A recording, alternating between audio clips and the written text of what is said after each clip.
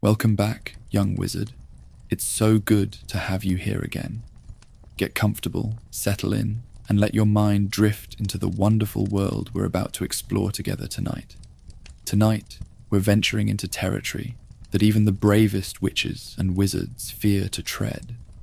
We're going to explore the complete story of Horcruxes, from their ancient origins to their ultimate destruction, examining every fragment of soul that was hidden away in the desperate pursuit of immortality. The very word Horcrux carries weight in the magical community.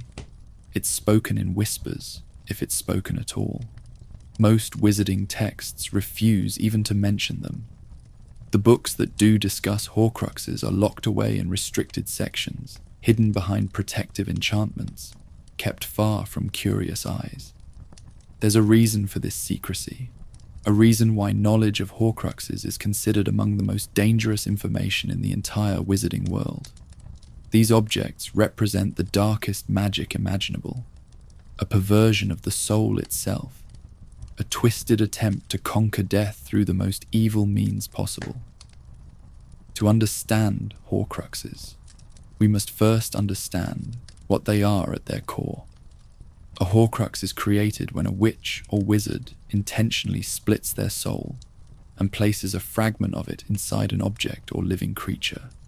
This fragment acts as an anchor, tethering the creator to the mortal world, even if their physical body is destroyed. As long as even one Horcrux remains intact, the creator cannot truly die. They exist in a state between life and death, neither fully alive nor completely gone. It's a kind of immortality, yes, but one that comes at an unthinkable price. The creation of a Horcrux requires an act so evil, so fundamentally wrong, that it tears the soul apart. That act is murder. Killing another human being is described as the supreme act of evil, the violation so severe that it damages the very essence of who you are. When someone commits murder, their soul splits. It's an automatic consequence of taking a life, a spiritual wound that cannot heal through ordinary means. But creating a Horcrux takes this natural horror and weaponizes it. Through a specific spell and ritual, a dark wizard can take that torn piece of soul and deliberately encase it in an object, preserving it, hiding it away where it can serve as their path to immortality. The process doesn't end with one Horcrux either. A truly ambitious dark wizard might create multiple Horcruxes, splitting their soul into several pieces to increase their chances of survival. But this comes with its own dangers. Each time the soul is split, the wizard becomes less human, less stable, more detached from normal emotions and morality. The soul was never meant to be divided. Splitting it once is an abomination. Splitting it multiple times creates such instability that the soul can break apart on its own, fragmenting without the wizard even intending it. The more pieces you create, the closer you come to losing yourself entirely. Tonight, we're going to trace the complete history of Horcruxes in the wizarding world. We'll start at the very beginning, thousands of years ago, with the first wizard who ever dared to split his soul. We'll follow the dark knowledge as it passed through generations, hidden in forbidden texts, sought by those who feared death above all else. Then we'll turn our attention to the wizard who took Horcrux creation further than anyone before him, who made not one, but 7 fragments of his soul, who scattered pieces of himself across the magical world in objects both precious and deadly. We'll examine each Horcrux individually, understanding not just what it was, but the entire story behind it. Where did the object come from? What was its history before it was defiled? Who was murdered to create it? Where was it hidden? How was it protected? And ultimately, how was it destroyed? Each Horcrux has its own tale, its own journey from creation to destruction, and each one connects to the larger story of the wizard who created them, and the brave souls who work to destroy them. This is the story of Tom Riddle, who became Lord Voldemort, and his desperate quest for immortality.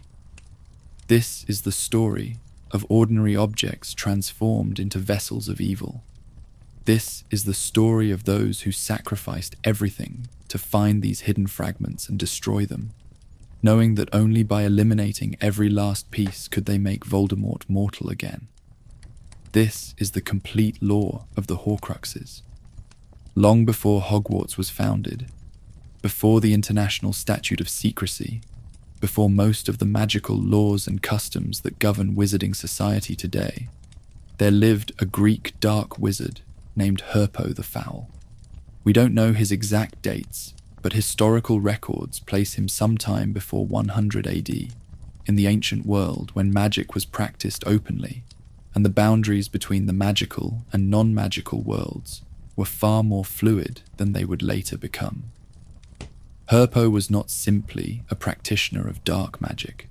He was an innovator, a researcher who pushed the boundaries of what was magically possible, who explored territories that other wizards feared to enter. The ancient world of magic was a very different place from the structured, law-governed wizarding society that would develop later. There were no ministries of magic, no international regulations, no standardized education at schools like Hogwarts. Wizards learned from mentors, from experimentation, from ancient texts and oral traditions passed down through families. Dark magic was not yet clearly defined as forbidden. The concept of unforgivable curses didn't exist. Magic was simply magic, and those with the skill and will to use it did so however they pleased. In this context, Herpo the Foul pursued knowledge that would later be considered absolutely forbidden. He experimented with creatures, with spells, with the fundamental nature of life and death. His reputation as a dark wizard spread throughout the magical communities of the ancient Mediterranean world. Other wizards spoke his name with a mixture of fear and reluctant respect. He had accomplished things no one else had managed, had pushed past boundaries that others didn't even know existed. Herpo the Foul achieved two terrible accomplishments that ensured his place in dark magic history. The first was the creation of the first basilisk, that legendary serpent whose gaze brings death and whose venom is among the most deadly substances in existence. Herpo discovered the method for breeding a basilisk, a process that requires a chicken egg to be hatched beneath a toad. The exact magical theory behind why this works has been lost to time, but the result is unmistakable. What emerges is a monster, a creature of pure malevolence that grows to enormous size and possesses powers of devastating lethality. The basilisk is born evil. It doesn't learn to kill or develop a taste for destruction. These impulses are inherent from the moment of hatching. A basilisk's stare brings instant death to any creature that meets its gaze directly. Even indirect views, through reflections or seen through transparent objects, cause petrification, a state of suspended animation that resembles death. The basilisk's venom is equally deadly, capable of destroying almost anything it touches, and with no known antidote except phoenix tears, one of the rarest substances in the magical world. Creating a basilisk requires not just the knowledge of the breeding method, but also the ability to speak parcel tongue, the language of serpents. Only a parcel mouth can control a basilisk once it's hatched. Without that control, the creature would be uncontrollable, a threat to everyone including its creator. Herpo the Foul was a parcel mouth, one of the few wizards in history with this rare ability. He used his power over serpents to control his basilisk, bending the monster to his will.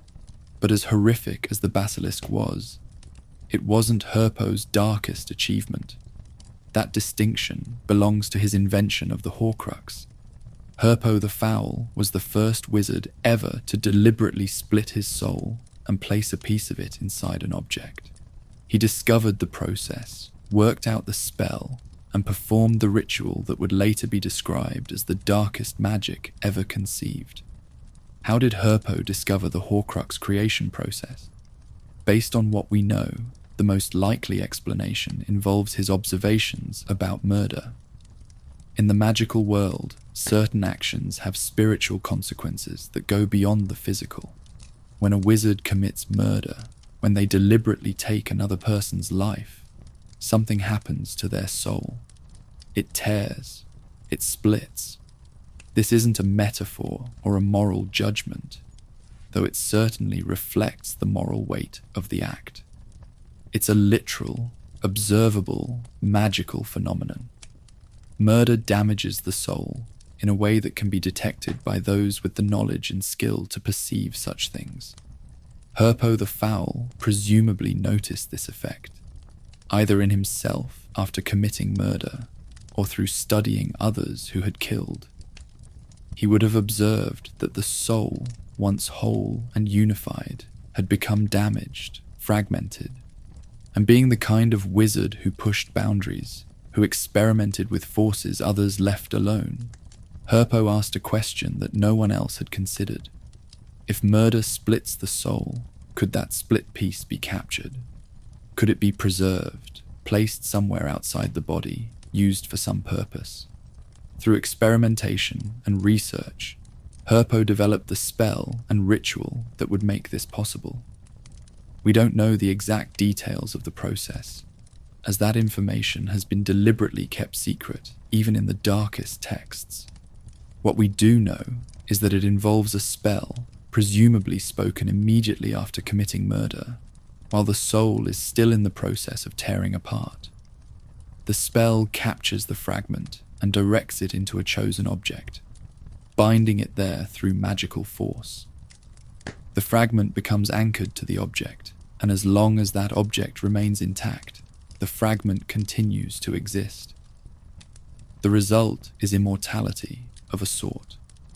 If Herpo's body was killed, he wouldn't fully die. The fragment of his soul in the Horcrux would keep him tethered to the mortal world. He would exist as less than a ghost, a disembodied consciousness without form or power, but still existing, still aware, still capable of returning to life if he could find a way to build himself a new body. It was a horrifying half-life, neither truly alive nor dead, but to someone who feared death enough, it might seem like a victory. We don't know what object Herpo used for his Horcrux. We don't know who he murdered to create it. Those details have been lost to time, swept away by thousands of years of history. But we know he succeeded because records exist of his achievement, hidden away in the darkest corners of magical knowledge. Texts written centuries later reference Herpo the Foul as the inventor of the Horcrux, the first wizard to split his soul and survive the process. What happened to Herpo the Foul? Here the story takes an interesting turn, one that reveals an important truth about Horcruxes. According to the historical accounts, Herpo eventually felt remorse for his actions. The weight of what he had done, the murder and the soul splitting, became too much to bear. He regretted his choices, truly and deeply. And this remorse, this genuine feeling of horror at his own deeds, did something unexpected. It began to heal his soul. There is, in fact, a way to reverse the creation of a Horcrux. If the creator feels true remorse, genuine regret so powerful and complete that it encompasses everything they've done, the soul can reunite. The fragment can return, making the person whole again. But this process is described as excruciatingly painful, so agonizing that it can destroy the person experiencing it. The pain of knitting a torn soul back together is apparently beyond what most beings can endure. Why is the reunification so painful? The soul was never meant to exist in pieces.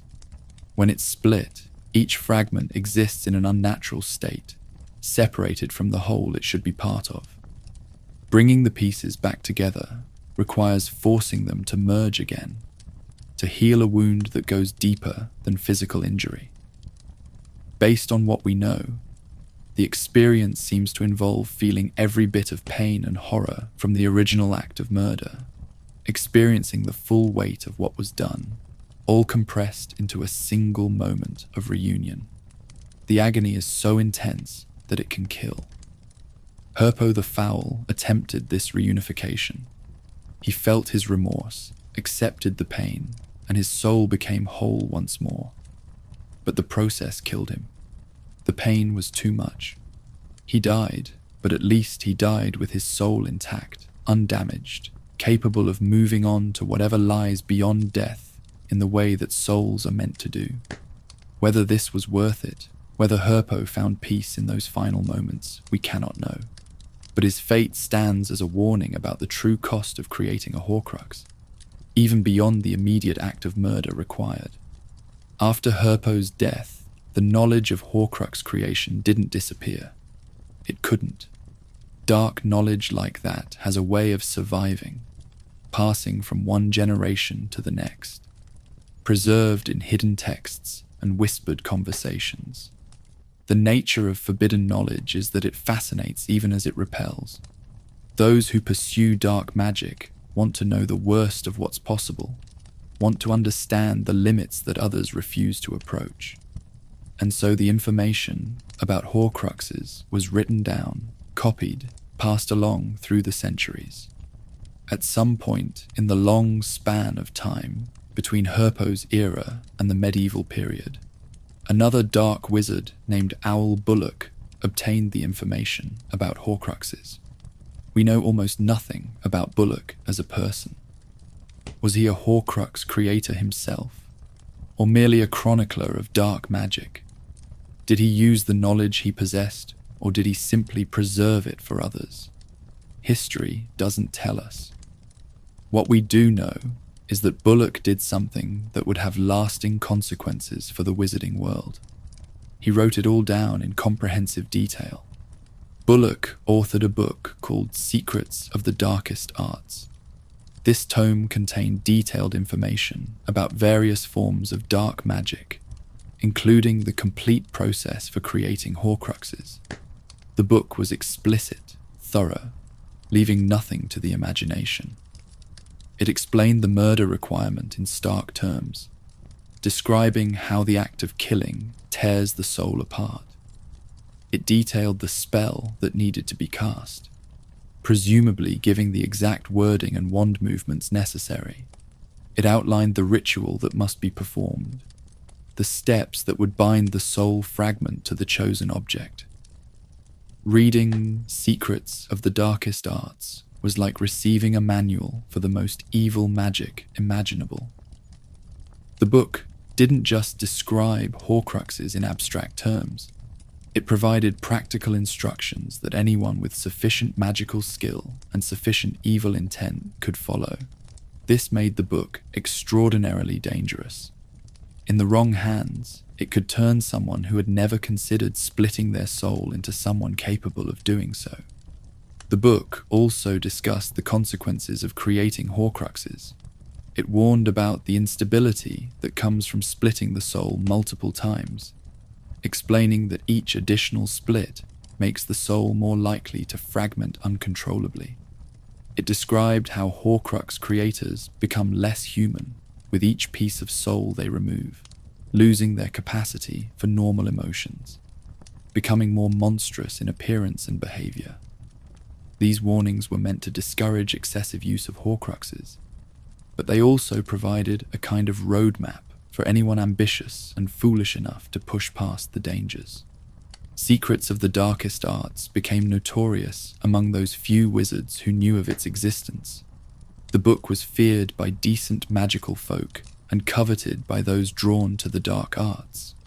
Over the centuries, the book was copied and recopied. Versions of it appeared in various wizarding libraries, though always locked away in restricted sections, always protected by enchantments meant to keep it from falling into the wrong hands. Some copies were kept by dark wizard families, passed down as terrible heirlooms. Others were hidden in places where dark magic was studied, whether for the purpose of practicing it or for the purpose of learning how to defend against it. Most wizards never knew the book existed. The vast majority of the magical population went through their entire lives without hearing the title Secrets of the Darkest Arts.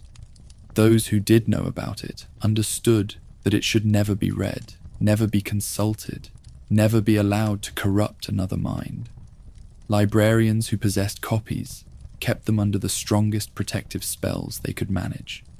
Some copies were even destroyed by wizards who felt the knowledge was too dangerous to preserve, though new copies always seemed to surface eventually. But inevitably, some wizards sought it out. Dark magic practitioners, those who were willing to cross moral lines that others respected, wanted that forbidden knowledge. They found copies of the book, whether in Hogwarts' restricted section, or in the private collections of dark wizarding families, or in the ruins of abandoned magical dwellings. They read its terrible instructions with fascination, and in some cases, they acted on what they learned. Yet for all the centuries since Herpo the Foul, for all the copies of Secrets of the Darkest Arts that circulated in the shadows of wizarding society, Horcruxes remained extraordinarily rare. Most dark wizards, no matter how power-hungry or ruthless, couldn't bring themselves to create one. The act of murder was one thing. Many dark wizards had blood on their hands, had killed rivals or enemies, or innocents who got in their way. Murder was terrible, but it was at least comprehensible. It happened in war, in feuds, in the pursuit of power. But the deliberate splitting of one's soul, the transformation of that sacred essence into a fragmented, damaged thing, was a step too far for all but the most depraved. The soul is the core of a person's being, the essential self that continues beyond death. In the magical world, where the existence of an afterlife is not a matter of faith, but of observable fact, where ghosts and spirits prove that something persists after the body dies, the soul is understood to be precious beyond measure. To deliberately damage it seemed insane even to most practitioners of dark magic. There's also a practical consideration. Creating a Horcrux doesn't make you truly immortal in any pleasant sense.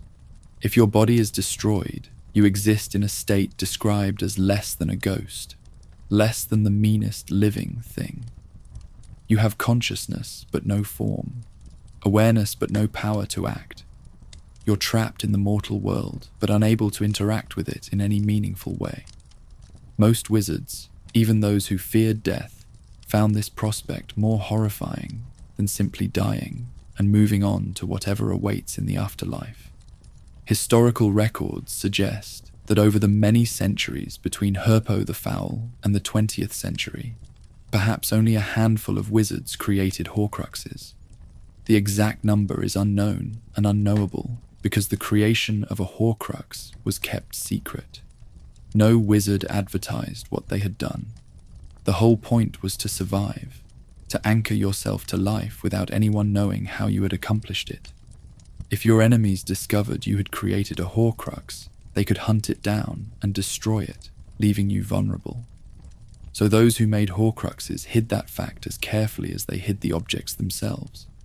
The secrecy was so effective that by the 20th century, most witches and wizards didn't believe Horcruxes existed at all. They were legends, dark fairy tales, stories told to frighten young students away from pursuing forbidden knowledge. Even among the well-educated magical community, Horcruxes were considered more theoretical than real. Perhaps Herpo the Foul had created one in ancient times, the stories went. But that was millennia ago. Surely no modern wizard would do such a thing. Surely the knowledge had been lost, or at least so thoroughly hidden that no one could access it anymore. Surely the evil required was so extreme that no one in the civilized magical world would be capable of it. These assumptions were comforting. They allowed wizards to believe that the darkest magic was safely in the past, that the modern world with its laws and institutions and moral progress had moved beyond such horrors. But assumptions, no matter how comforting, don't change reality. And the reality was that in a Muggle orphanage in London, on the last day of 1926, a child was born who would prove every one of those assumptions catastrophically wrong. His name was Tom Marvolo Riddle, and he would push Horcrux creation further than any wizard before him, splitting his soul not once or twice, but again and again, creating a network of hidden fragments that would make him nearly impossible to kill. Before we can understand his Horcruxes, we need to understand the wizard who created them, the boy who became the monster, the path from an orphanage in London to the title of Lord Voldemort, and the terror he would unleash upon the wizarding world. Tom Riddle was born to Gaunt, a witch from an ancient pureblood family, and Tom Riddle Sr., a wealthy Muggle who lived in the village of Little Hangleton. The circumstances of Tom's conception were dark from the beginning. Merope, who had been abused and belittled by her violent father and brother her entire life, had fallen in love with the handsome Muggle who lived in the grand house on the hill. Tom Riddle Sr. had no interest in the strange, downtrodden girl from the decrepit shack by the graveyard, so Merope used magic to make him love her. The exact method is uncertain, but the most likely explanation is a love potion, one of the most insidious forms of magical coercion. Under the potion's influence, Tom Riddle Sr. married Merope and appeared to be happy with her. But Merope, either hoping that he had truly come to love her or unable to continue the deception, stopped administering the potion. Tom Sr. came to his senses, realized what had been done to him, and fled in horror. He abandoned his pregnant wife and never looked back, returning to Little Hangleton and trying to forget the entire episode as a nightmare. Merope was left alone, pregnant, destitute, and heartbroken. She made her way to London, sold the few valuable items she possessed, including a locket that had been in her family for generations, and gave birth in a Muggle orphanage. She named her son after both his father and her own father, Tom Marvolo Riddle. And then she died, leaving her infant son to be raised among Muggles, never knowing the magical world he had been born into. From his earliest years, Tom displayed magical abilities, though he didn't understand what they were. He could make things happen when he was angry or upset. Objects would move without being touched. Animals would behave strangely around him, following his unspoken commands. He could influence people in ways he didn't fully understand, but learned to exploit, making other children do what he wanted, making adults overlook things they should have noticed. The woman who ran the orphanage, Mrs. Cole, would later tell disturbing stories about young Tom Riddle. He was different from the other children, she said. He never cried as a baby, never showed normal emotions. The other children were frightened of him, though they couldn't always articulate why. Strange things happened to children who crossed Tom. A boy's pet rabbit was found dead and hanging from the rafters. A girl who refused to share her toy with Tom developed an inexplicable fear of enclosed spaces after Tom took her and another boy to a cave by the sea. The children came back changed, traumatized, but they refused to say what had happened in that cave. Tom Riddle, even as a child, was a collector. He had a box in his wardrobe where he kept treasures, small objects he had stolen from other children or found around the orphanage. These weren't valuable items, just trinkets and baubles, but Tom treasured them. They were proof of his power, trophies of victories over other children, symbols of the ways he was different and special. This habit of collecting trophies would persist throughout Tom's life, culminating in his choice of objects for his Horcruxes. When Albus Dumbledore arrived at the orphanage in 1938 to tell 11-year-old Tom that he was a wizard and had been accepted to Hogwarts School of Witchcraft and Wizardry, he recognized immediately that something was wrong with the boy. Dumbledore had delivered Hogwarts letters to many Muggle-born children over the years, and he had seen every possible reaction to the news. Some children were delighted, others disbelieving, others frightened. But Tom Riddle's reaction was different. It was cold, calculating, focused entirely on what this information could do for him. Tom already knew he was special. He had known it for years. The magical things he could do, the power he had over others, proved his superiority. But he hadn't known the full extent of what he was, hadn't understood that there was an entire hidden world of people like him. Dumbledore's revelation didn't surprise Tom so much as validate him. Of course he was special. Of course there was more to him than the ordinary muggles around him could perceive. This was just confirmation of what he had always known. Tom extracted information from Dumbledore with a precision that alarmed the professor. He asked pointed questions about the wizarding world, about magic, about what he would learn at Hogwarts. When Dumbledore mentioned Diagon Alley and the shops where magical supplies could be purchased, Tom immediately asked whether he would have money, showing a calculating nature unusual in an 11-year-old. When Dumbledore explained that Tom's mother had left him a small fund at Gringotts, Tom's expression showed satisfaction rather than emotion about the mother he had never known. Dumbledore also noticed Tom's reaction when he was told that magic couldn't be used to hurt or dominate others, that there were rules and restrictions in the wizarding world, just as in the Muggle one. Tom's face remained neutral, but Dumbledore, who was skilled at reading people, sensed the boy's displeasure. Tom had no interest in rules. He had no intention of allowing anyone to limit his power. He would learn what he needed at Hogwarts, but he would do so on his own terms, for his own purposes. Before leaving the orphanage, Dumbledore insisted that Tom return the items he had stolen from other children, the treasures hidden in his wardrobe. Tom complied, but only because he had to, because Dumbledore was watching, and because Tom was clever enough to know when resistance would be counterproductive.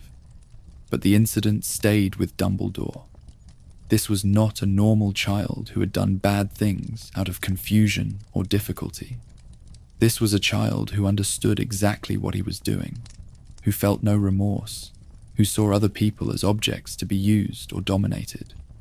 At Hogwarts, Tom Riddle excelled in every way that mattered for his purposes. He was sorted into Slytherin House, which surprised no one who knew his heritage as a descendant of Salazar Slytherin himself. The sorting hat would later tell Harry Potter that it had seen both great ambition and great capacity for evil in Tom's mind, qualities that made Slytherin the obvious choice. In Slytherin, Tom found students who respected power and cunning, who admired his abilities, who were willing to follow someone who seemed destined for greatness. Tom was brilliant in his studies, mastering spells and potions with ease, demonstrating a natural talent for magic that his professors praised. He was charming when he wanted to be, capable of making teachers and fellow students alike admire and trust him. He had learned early that presenting the right face to the world made life easier, that people were more useful when they liked you, or at least respected you. So he cultivated a reputation as a model student, polite, ambitious, talented, destined for great things. Tom collected followers among the Slytherin students, boys who would later become the first Death Eaters. These were not friendships in any real sense. Tom Riddle was incapable of genuine friendship, incapable of caring about another person as an equal. But he understood loyalty, or at least the appearance of it. He understood that having followers made him stronger, gave him people to do his bidding. extended his reach beyond what he could accomplish alone. So he built a group around himself, offering them the chance to be part of something greater, to serve someone destined to change the wizarding world. He won awards and accolades, earned praise from his professors, became head boy in his 7th year.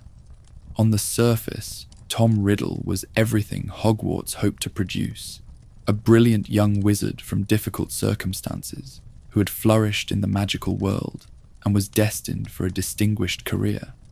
Some professors spoke of him as a future minister for magic, perhaps the greatest wizard of his generation. Only Dumbledore, by then the Transfiguration professor, harbored doubts. Only Dumbledore remembered the cold child in the orphanage and wondered what lay beneath Tom's polished exterior. But beneath that exterior, Tom was pursuing darker interests. He became obsessed with his heritage, with the fact that he was descended from Salazar Slytherin through his mother's Gaunt family line. He researched his family history with the same methodical precision he brought to his studies, using the Hogwarts library and later making visits during school holidays to learn more.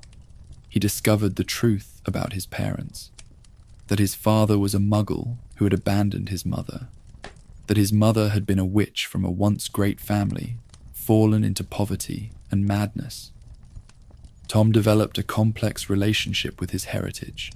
He was proud of his connection to Slytherin, proud of his pure magical blood on his mother's side, but he was also ashamed of his muggle father, disgusted that half his blood came from non-magical stock.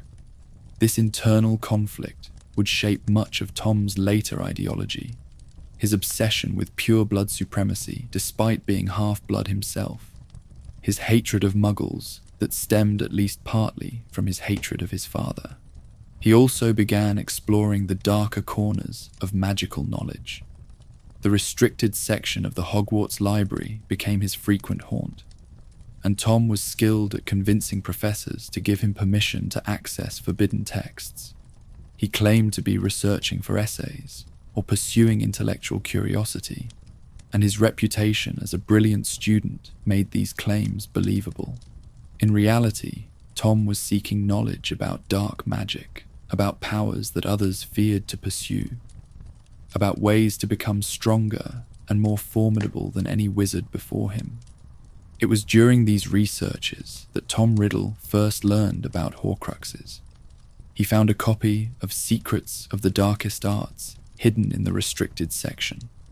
The book was heavily protected, meant to be accessible only to professors or to students with special permission and supervision. But Tom was patient and clever. He found ways to access the book, perhaps with forged permission, or during times when he was supposed to be researching other topics. He read about Herpo the Foul and the invention of Horcruxes, about the process of splitting the soul through murder, about the possibility of immortality through the darkest magic. The concept captivated Tom Riddle immediately. He had always feared death, feared the idea that he could be reduced to nothing, that his specialness and superiority could be extinguished. The thought that he was mortal, that he could die like anyone else, was intolerable. He had always believed he was destined for greatness, meant to be remembered and revered. Death would make all of that meaningless. But a Horcrux could change everything. A Horcrux could make him truly superior, not just more talented or more powerful, but fundamentally different from other humans, capable of surviving what would kill anyone else. Tom didn't rush into creating a Horcrux. Despite his ambition and his lack of moral restraint, he was methodical. He researched thoroughly, reading everything he could find about Horcruxes in Secrets of the Darkest Arts, and in other dark magic texts. He wanted to understand every aspect of the process, every potential complication, every warning about what could go wrong. He learned that most dark wizards who created Horcruxes made only one, that splitting the soul multiple times was considered extremely dangerous because of the instability it created. But Tom Riddle thought he could do better. He believed that more Horcruxes would make him more secure, harder to kill. The warnings in the books were meant for lesser wizards, he told himself. He was different, more powerful, more in control. He could handle what would destroy someone else. And he became particularly interested in the number 7, which is considered the most magically powerful number in wizarding tradition. 7 is associated with completion, with perfection, with powerful magic throughout history. What if he could split his soul into 7 pieces? 6 Horcruxes, plus the piece remaining in his body, would equal 7 total fragments. That seemed perfect to Tom. Elegant in its symmetry, powerful in its completeness. No wizard had ever done such a thing. Even Herpo the Foul, the inventor of Horcruxes, had created only one. Tom Riddle would surpass even that ancient dark wizard, would push the magic further than anyone had dared. But Tom needed more information than the books could provide. He needed to talk to someone who understood Horcruxes well enough to answer specific questions, someone knowledgeable about dark magic theory, and he knew exactly who to ask.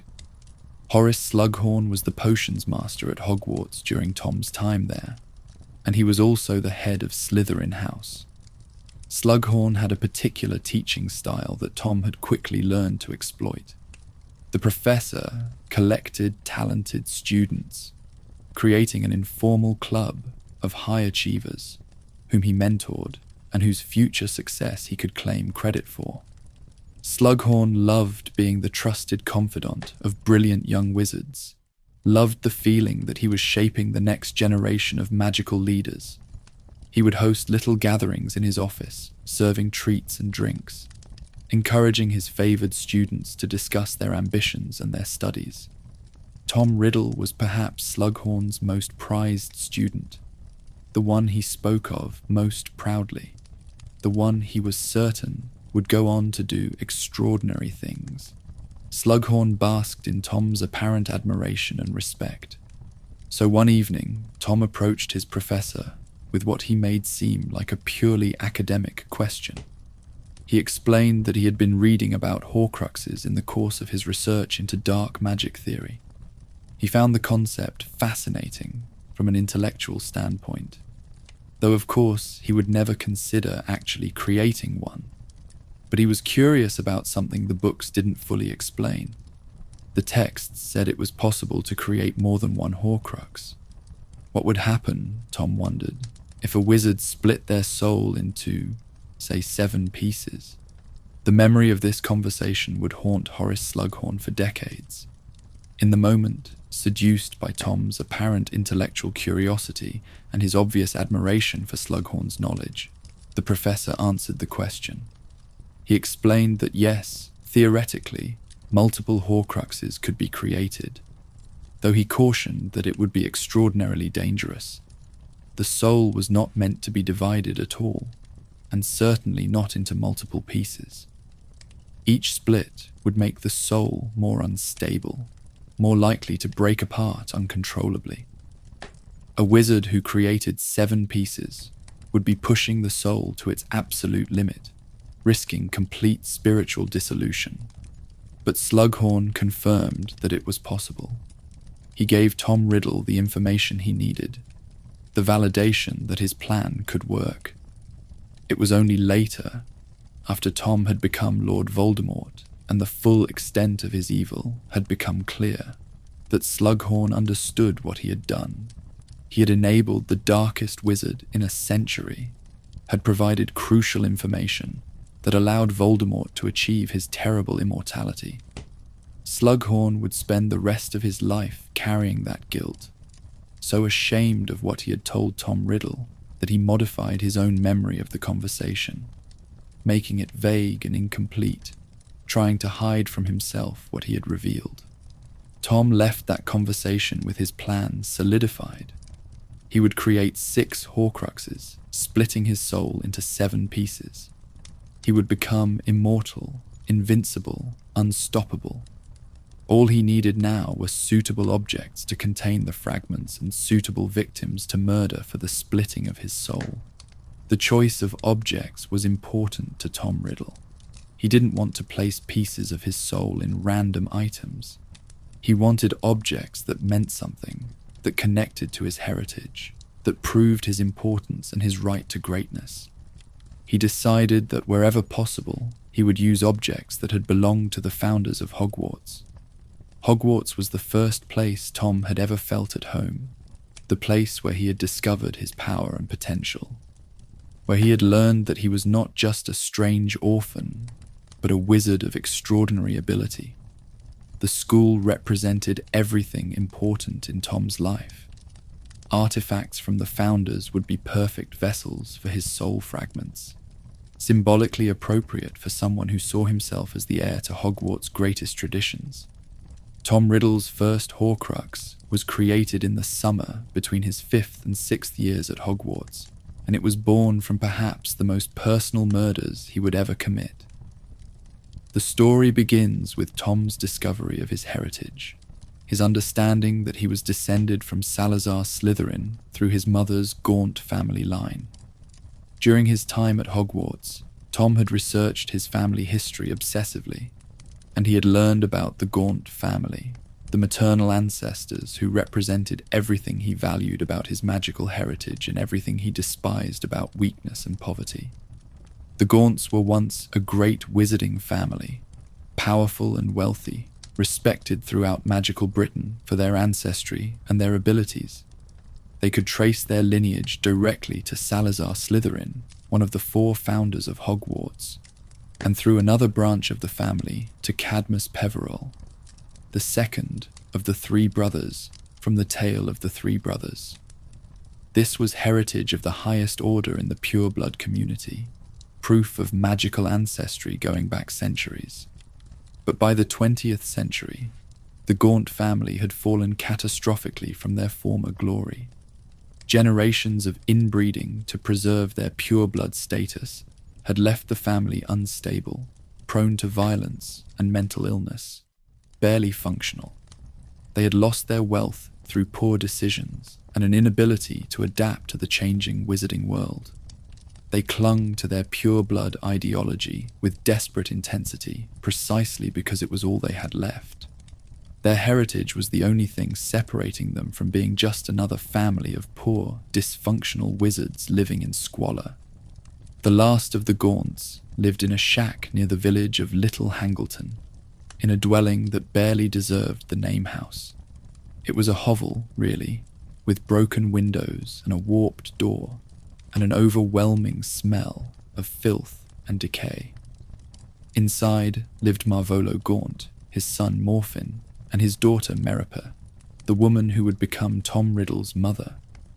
Marvolo was a violent, arrogant man who beat his children and terrorized the local muggles, secure in his belief that his pure-blood heritage made him superior to everyone around him, despite his poverty and degradation. Marvolo treasured 2 family heirlooms above all else, objects he wore or displayed as proof of his lineage. One was a golden locket, heavy and ornate, with a serpentine S worked in glittering green stones on its face. This locket had belonged to Salazar Slytherin himself, passed down through the generations to prove the family's connection to the founder. The other was a ring, crude gold set with a large black stone, engraved with what Marvolo called the Peverell coat of arms, proof that the family descended from the ancient and respected Peverell line. Marvolo wore the ring constantly, on his middle finger, where he could wave it in people's faces as proof of his importance. The locket he kept in the house, bringing it out to admire, reminding his children of their heritage and what separated them from lesser wizards. These objects were everything to Marvolo. They proved he was special, that his family had been great once and could be great again. Without them, he was just a violent old man living in a rotten shack, abusing his children and nursing his hatred of muggles. In the summer of 1942, when Tom Riddle was 16 years old, he decided to seek out his mother's family. He travelled to Little Hangleton during the school holiday, to the village where both the Riddles and the Gaunts had lived. He found the Gaunt shack first, that ruined hovel where his mother had grown up. His uncle Morfin was there, living alone after Marvolo's death, barely coherent, but still wearing the Gaunt ring, still clinging to the family's pure-blood ideology. Tom used magic on Morfin, stunning him without difficulty. Morfin's magical abilities had never been strong, and living alone in squalor had left him weaker still. With Morfin unconscious, Tom took his wand and the ring. Then he extracted from his uncle the location of the Muggle Riddles, learning where his father lived. Tom left the shack and made his way to the grand house on the hill to confront the father who had abandoned his mother. What happened in the Riddle house that night is known only through the physical evidence left behind and through the memories Tom later shared. Tom confronted his father and his paternal grandparents. There may have been a conversation, though we don't know what was said. Tom murdered all three of them with the killing curse, the Avada Kedavra spell that leaves no mark but death itself.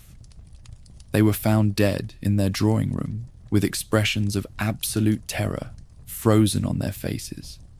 Tom returned to the Gaunt shack where Morfin still lay stunned. Using powerful magic, Tom modified his uncle's memory, implanting false memories of Morfin committing the murders himself.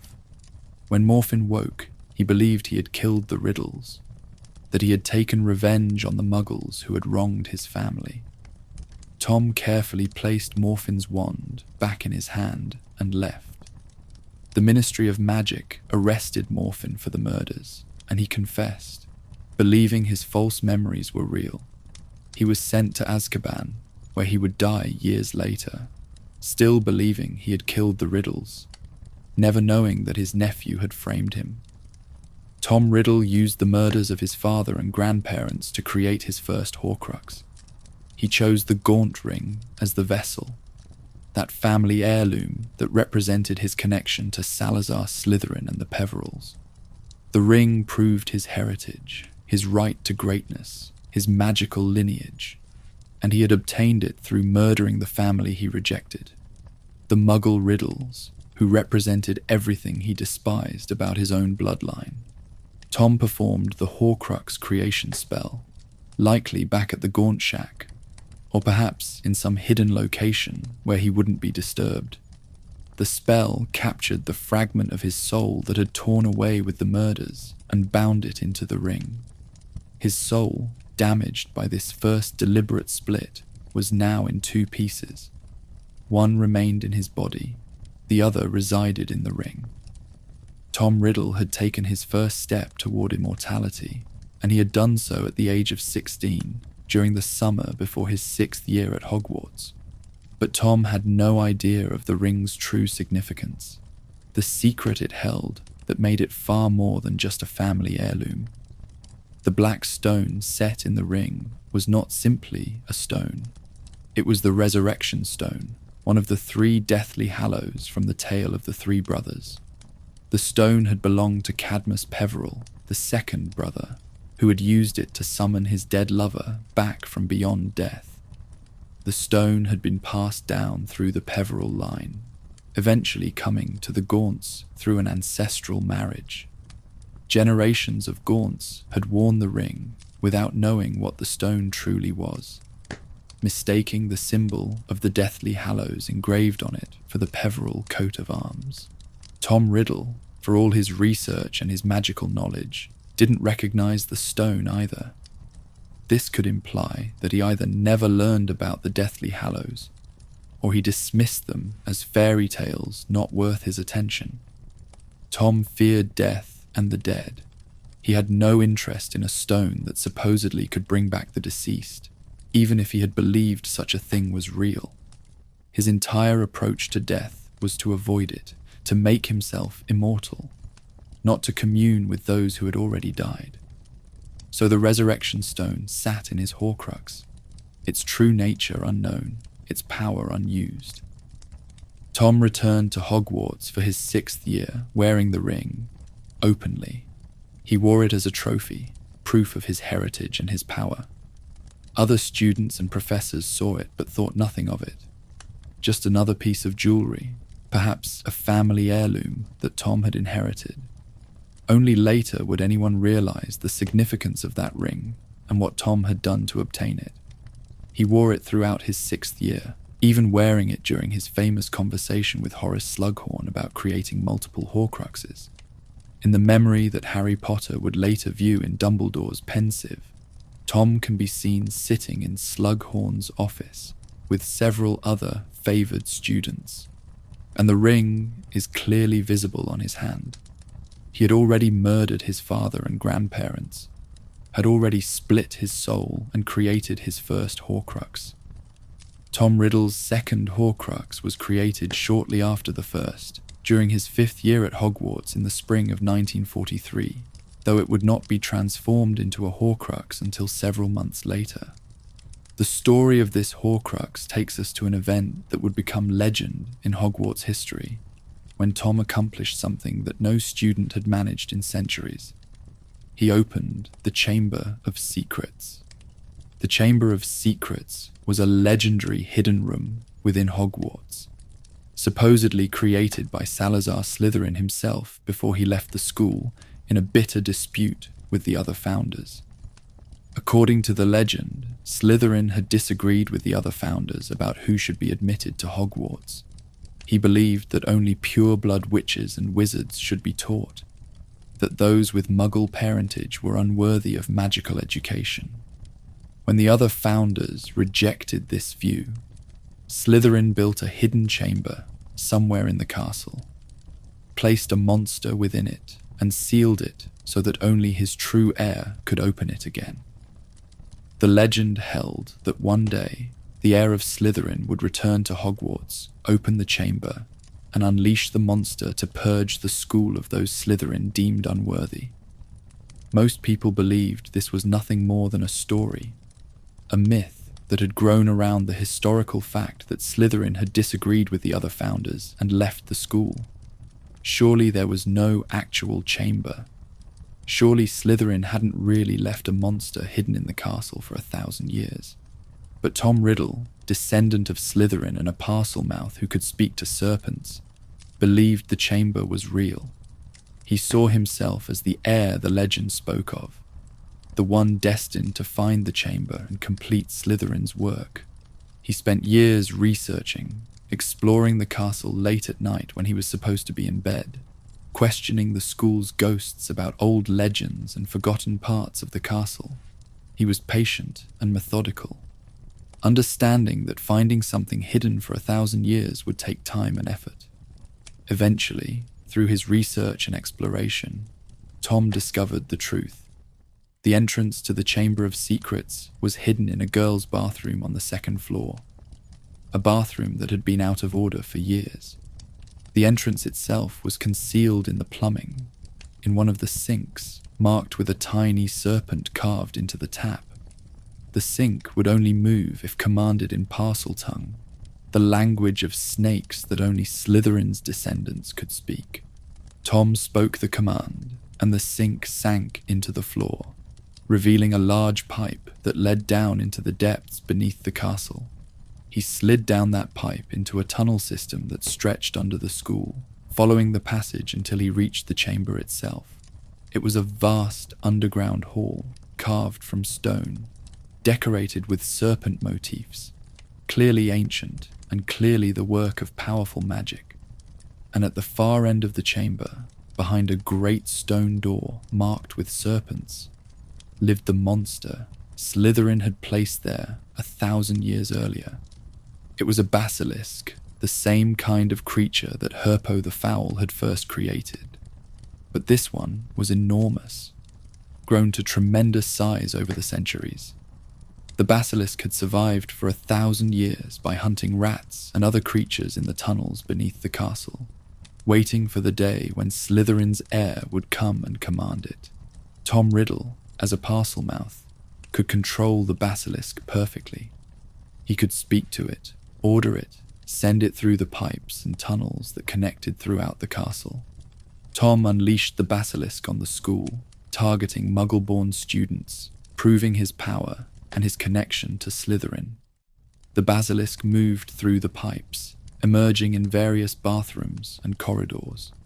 Several students encountered the basilisk, but saw it only indirectly, through reflections or through transparent objects, which caused petrification rather than death, leaving the victims in a state of frozen suspension from which they could eventually be revived. But one student, a young Ravenclaw girl named Myrtle Warren, encountered the basilisk directly.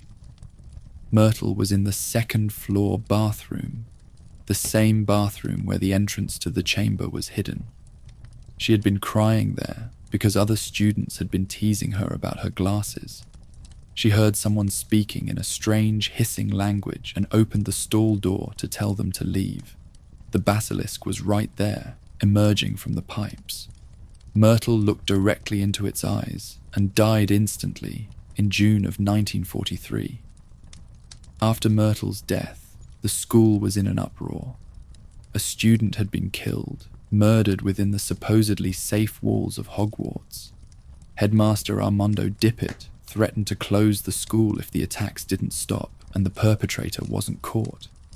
Tom Riddle knew he couldn't continue his campaign, at least not openly. He needed the attacks to stop, but he also needed to avoid suspicion. The solution was to frame someone else. Tom chose Rubeus Hagrid, a Gryffindor student who kept dangerous creatures in defiance of school rules, including an acromantula spider he had named Aragog. Tom framed Hagrid brilliantly, suggesting that Hagrid's spider was the monster responsible. Hagrid was expelled and his wand was broken, though he was allowed to stay at Hogwarts as gamekeeper thanks to Dumbledore's intervention.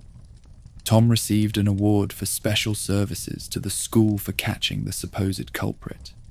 The chamber was sealed once more, and Tom's reputation as a model student was secured. But Tom had another purpose for opening the chamber beyond demonstrating his heritage. He had already read about Horcruxes in Secrets of the Darkest Arts, had already created his first Horcrux using the murders of his father and grandparents. Myrtle Warren's death provided him with another murder, another opportunity to split his soul. However, based on what we know, Tom likely did not create the diary Horcrux immediately after Myrtle's death. He needed to learn more about the process first, needed to confirm that creating multiple Horcruxes was possible. It was during his 6th year, after the summer when he had created the Ring Horcrux, that Tom approached Slughorn with his question about splitting the soul into 7 pieces. Only after this conversation, armed with Slughorn's confirmation that multiple Horcruxes could be created, did Tom proceed to create his second Horcrux. This likely occurred sometime between September and December of 1943, after the start of his 6th year, but before he turned 17. For the object to contain this second piece of his soul, Tom chose something that might seem humble, but had deep personal significance. He selected a diary, a blank journal he had purchased from a Muggle bookshop on Vauxhall Road in London. This wasn't an ancient artifact or a precious heirloom. It was an ordinary notebook from the non-magical world, the kind of thing any student might use. But to Tom Riddle, the diary represented something important. It was a record of his greatest achievement at Hogwarts, his opening of the Chamber of Secrets, his control over the basilisk, his identity as the heir of Slytherin. The diary would preserve a version of himself, the 16-year-old Tom Riddle who had accomplished what no one else could, freezing that moment of triumph in time. Tom performed the Horcrux creation spell, using Myrtle Warren's murder from several months earlier to fuel the soul splitting. The fragment that had torn away with her death was captured and placed into the diary. But Tom didn't stop with the basic Horcrux enchantment. He gave the diary additional powers, enchantments beyond those of a normal Horcrux. He made it so the diary could communicate with whoever wrote in it, responding to their words, building relationships, gaining trust. The diary could show memories, pulling the user into the past to witness events Tom wanted them to see. Most sinister of all, Tom enchanted the diary so it could possess whoever used it, gradually draining their life force to make the memory of Tom, preserved in the diary, more substantial, more real, more capable of taking physical form. Tom envisioned the diary as more than just a safeguard for his immortality. He saw it as a weapon, a tool that could be used to reopen the Chamber of Secrets in the future. Someone would find the diary, write in it, be drawn in by the responses, and slowly be possessed until the memory became strong enough to complete Tom's mission. It was a plan that showed both great ambition and great arrogance. The diary would eventually be given to Lucius Malfoy, one of Tom's followers, though this wouldn't happen until decades later. Lucius would slip it into Ginny Weasley's school supplies in 1992, and the diary would possess her, forcing her to reopen the chamber. But Harry Potter would destroy the diary with a basilisk fang in the Chamber of Secrets, eliminating Tom Riddle's second Horcrux and the first to be destroyed. After graduating from Hogwarts with honours in 1945, Tom Riddle applied for a teaching position at the school. He wanted to be the defence against the dark arts professor, but headmaster Armando Dippet rejected his application, suggesting that Tom was too young and should gain more experience first. The real reason, Tom suspected, was Albus Dumbledore's influence. So Tom took a job at Borgin and Burke's, a shop in Nocturne Alley that dealt in dark and unusual magical objects. The job was perfect for Tom's purposes. He visited wealthy, pure-blood families and estates, assessing their possessions, and he was skilled at convincing people to sell valuable items for far less than they were worth. One of his regular clients was an elderly witch named Hepzibah Smith, a wealthy collector who loved to show off her treasures to the handsome young Tom Riddle. On one visit, Hepzibah showed Tom two objects that made him realize he was looking at artifacts from two of the Hogwarts founders.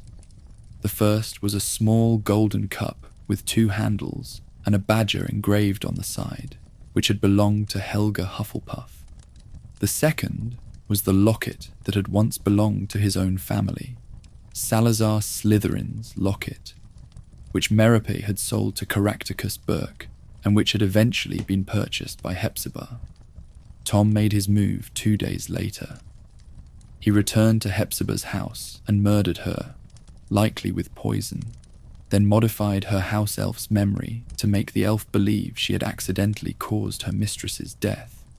Tom stole both the cup and the locket and resigned from Borgin and Burke's almost immediately, disappearing from Britain. Tom used Hepzibah Smith's murder to create his third Horcrux, placing a piece of his soul into Salazar Slytherin's locket. The locket was perfect for this purpose, representing his heritage and his connection to the Hogwarts founder he admired most. But Tom needed to hide the locket somewhere safe. He chose a location from his childhood, a sea cave he had visited during an orphanage trip, where he had terrorized 2 other children. Tom returned to that cave and created elaborate protections. He filled a lake within the cave with inferi, animated corpses. On an island in the center of the lake, he placed a stone basin filled with a terrible potion. The only way to retrieve the locket from the bottom of the basin was to drink all of the potion, which would force the drinker to relive their worst memories and experience their deepest fears. The locket remained in the cave for decades, until Regulus Black, a disillusioned Death Eater, retrieved it and left a fake in its place. Regulus died in the cave, but his house elf creature took the real locket to Grimmauld Place.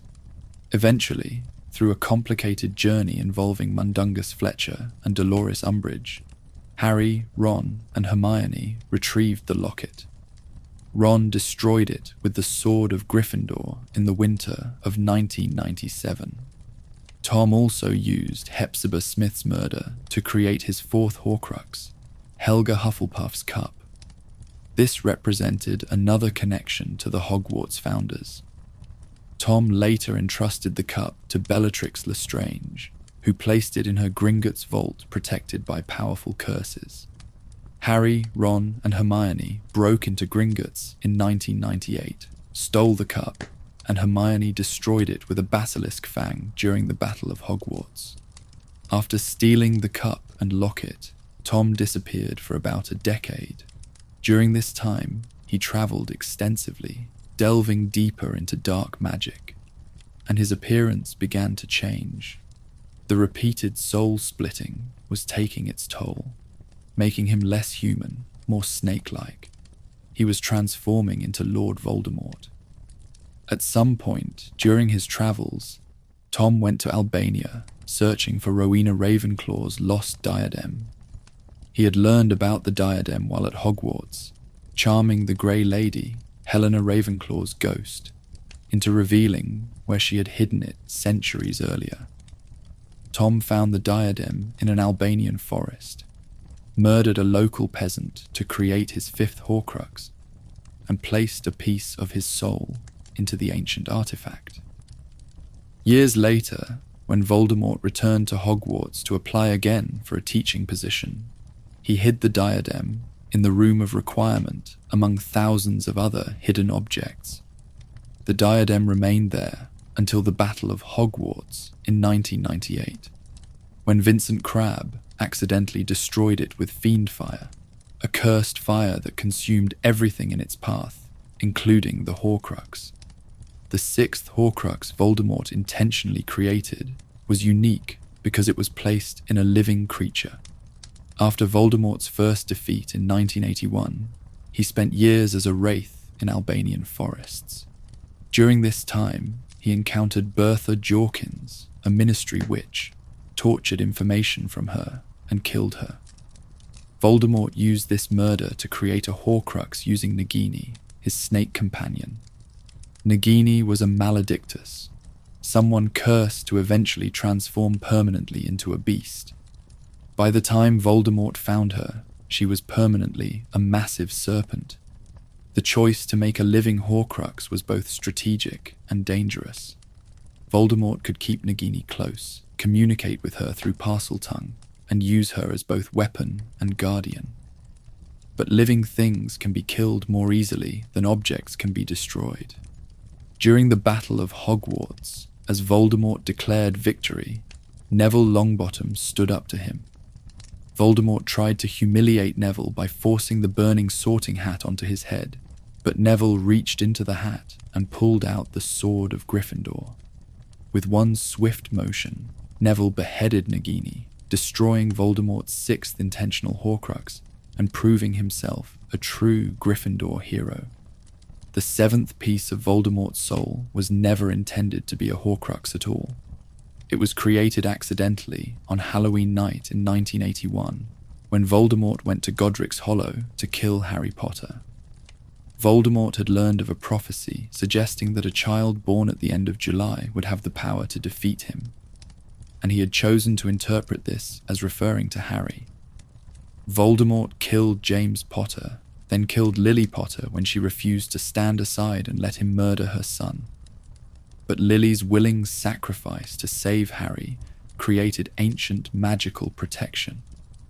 When Voldemort cast the killing curse at baby Harry, the curse rebounded, destroying Voldemort's body and causing his unstable soul to split once again.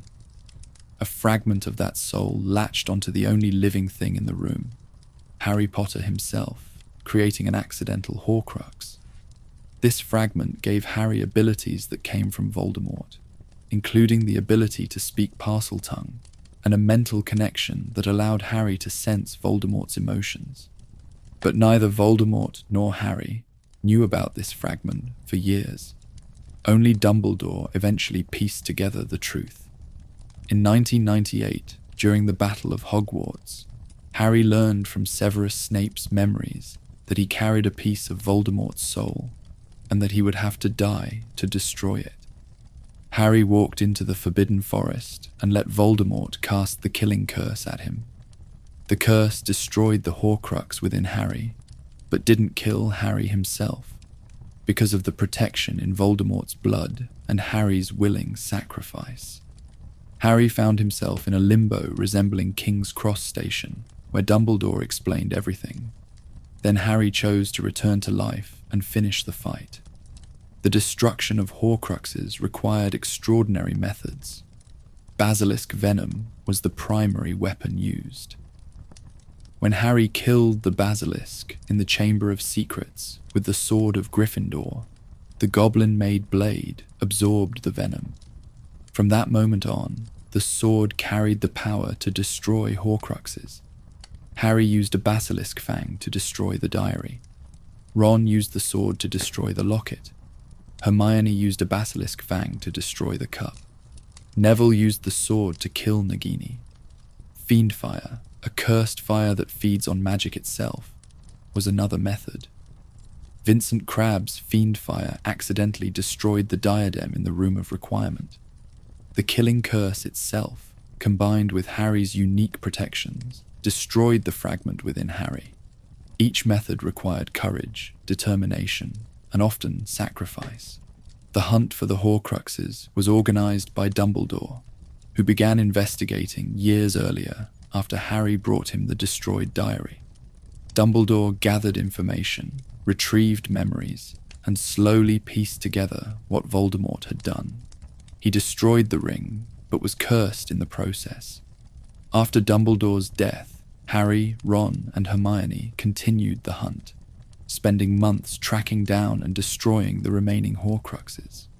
With all 7 pieces of Voldemort's soul destroyed, 6 intentional Horcruxes and 1 accidental, Voldemort became fully mortal for the first time in decades.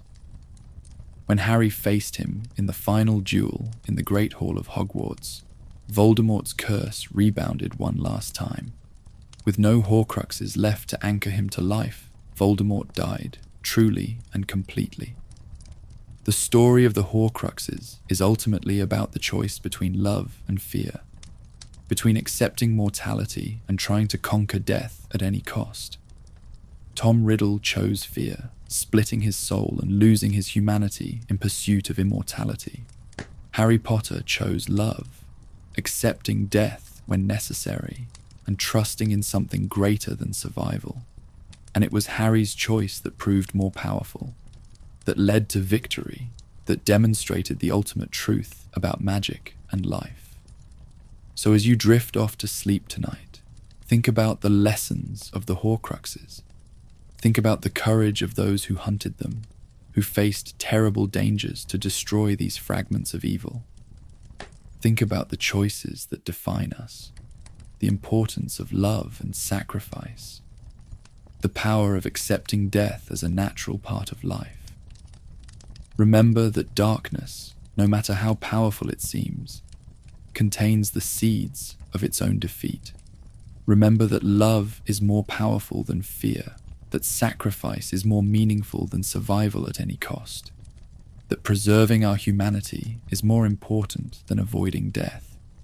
Remember that we are defined not by the evil that touches us, but by the choices we make, by the kind of people we decide to be. The complete lore of the Horcruxes reminds us that even in the darkest times, even when facing evil that seems invincible, courage and love and sacrifice can prevail. That working together, supporting each other, persisting despite hardship and loss, we can overcome even the most terrible darkness. Thank you for joining me on this journey through the darkest magic in the wizarding world. If you enjoyed this deep dive into the complete lore of the Horcruxes, please consider liking this video and subscribing to Sleep 2 Cinema for more explorations of your favorite film universes. Until next time, sleep well, and remember that the greatest magic of all is love, freely given, willingly sacrificed, eternally powerful. Sweet dreams.